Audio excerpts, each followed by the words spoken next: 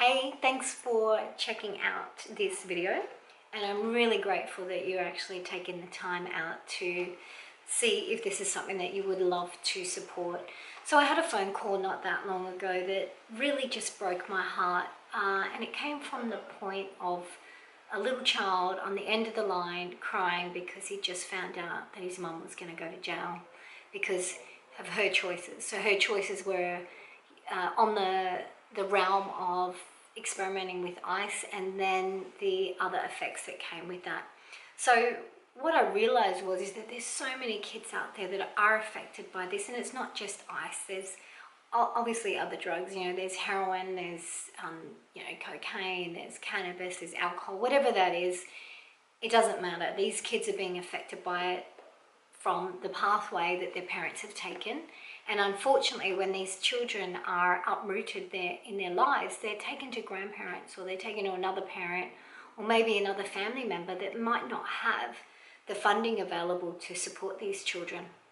And so what I realized is the most important part of our childhood growing up, and I can say that from my experience, was that I remembered someone in my life that showed me another way, that I realized that, my life didn't have to follow that pathway, and I chose a completely different way to live. So I was like, opting in for a better way of life instead of opting in for a life that, they say that you're a byproduct of your environment.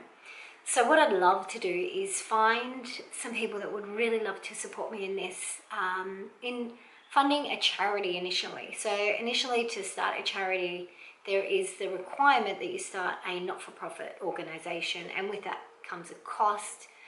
There's obviously the legalities and all those that play a part. So anyone that can help there, I would love to speak with you. But essentially, I need to raise the funds to actually get this started. Once the charity is up and running, what will happen is that I'll be putting my hand up to run some marathons in 2018. I know Queensland itself has about 7, and I'm keen to do half marathons for those as well, and raise funds for the charity. So what the charity will do, once it's up and running, it will have the ability to facilitate a child being a child. And what that means is that they'll be able to have access to alternative practitioners, so they can look at how their health and well-being, like their mindset, their physical being, will be able to affect them moving forward.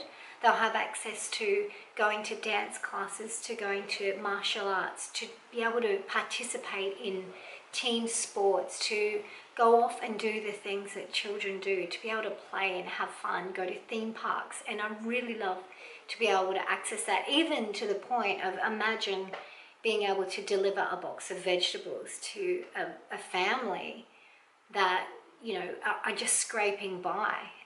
So that's really something awesome. And if you're willing to maybe even be one of the people that fund one of these children, so imagine paying for dance classes for a beautiful little girl who was taken off her mama, or her mama was taken off her, because that's basically what's really happening.